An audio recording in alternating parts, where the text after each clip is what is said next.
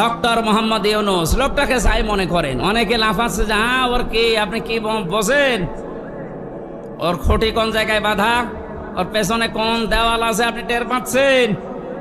বিভিন্ন ইস্যু তৈরি করে মাঠে ময়দানে নামেন আর বাড়ি ঘেরাও করব, বাড়ি ঘেরাও করব। আরে ভাই ইউনূস কি আপনি এখনো টের পাননি?